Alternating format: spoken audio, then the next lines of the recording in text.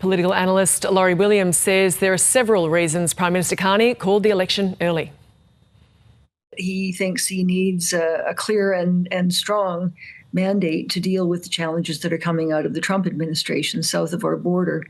Whoever wins this election will be able to continue as prime minister for up to 4 years in all likelihood, which will exceed the term that Donald Trump has in office.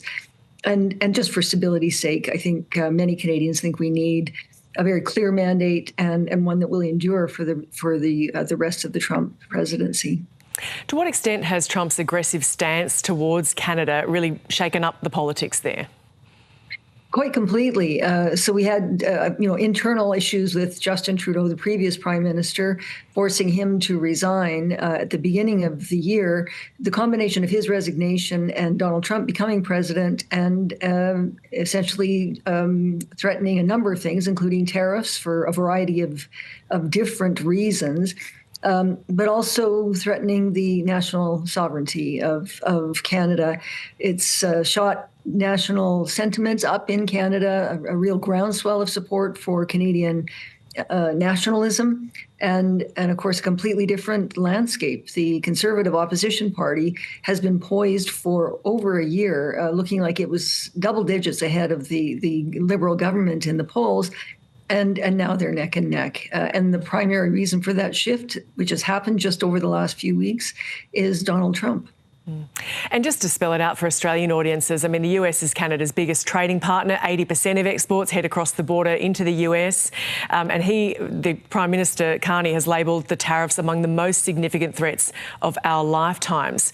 So what more can you tell us about the effect that this is having in Canada? Well, it's already had an effect in terms of people being determined to buy Canadian. They're not traveling to the United States in the numbers that they did previously. I think Canadians, although they have a great deal of affection, frankly, for their U.S. neighbors, they're feeling quite threatened by the Trump government. And of course, the economic impact could be enormous. Depending on the sector, it could be, and particularly look at things like the auto sector, where cars and parts are made and cross the border multiple times. Tariffs could drive up the cost of cars. It could drive down jobs. It could have significant impact on one of the major industries in central Canada.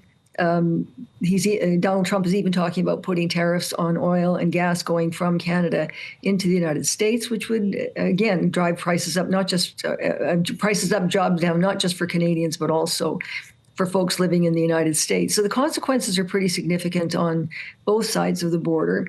Both leaders, both frontline contenders for the election, are trying to figure out a way to basically boost the Canadian economy, boost relationships, economic and otherwise, with other countries, in the hopes of offsetting the effect of the tariffs. They aren't in, at least not all of them are in place now. They're threatened to come into place on April 2nd. It's unclear whether they will endure or if they do, for how long. And so the choice for Canadians, I mean, how are the leaders framing this election? What is their pitch to voters? Well, both of them are talking about who can be most effective in dealing with the challenges from the Trump administration, who will stand up for Canada most effectively, but also who's got a plan for the future of Canada to help Canadians who are already struggling with affordability, to help Canadians to weather the storms that are coming from south of the border. So Mark Carney, who's the new Liberal leader and prime minister, has framed this as if you like, a vision of the future, and it's about leadership and his resume, his credentials as a former Bank of Canada governor, former governor of the Bank of England, somebody who's already shown with his international trips and trips around Canada that he has networks and connections, and he's willing to work with all parties to try to solve this problem. So he very much wants to focus on leadership. Pierre Poilievre has been, for what brought him up in the polls up until recently, was campaigning against the record of the Trudeau government, sometimes, in fact, frequently, up until recently, calling Canada broken and saying that he's able to fix it. So he's presenting an alternate vision where he wants to focus not just on his leadership, but also on specific policies that he thinks will help to handle the challenges that Canada is facing. He's saying that he is the one who's going to institute real change, and that Mark Carney is more of the same. And just revisiting polls there, I know you mentioned them a moment ago, but I mean, this has been quite the turnaround, hasn't it, to this point that it's neck and neck? Yeah, so the Liberals were behind up to 25 points a few weeks ago. They are now in some polls as much as 5 points ahead. But I mean, that's one poll, and we're in the midst of a very dynamic campaign. It's really neck and neck. Pierre Poilievre, is, the Conservative opposition leader, is ahead on some issues.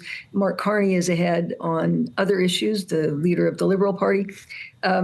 The critical one, which I think is quite important at this stage, is that all of the polls that I've seen are putting Mark Carney ahead as who would be the best prime minister, and that might actually become the ballot question. And it just remains to be seen what's going to happen. It's a short 5-week campaign, not a whole lot of time to change hearts and minds, so it's going to be hard fought.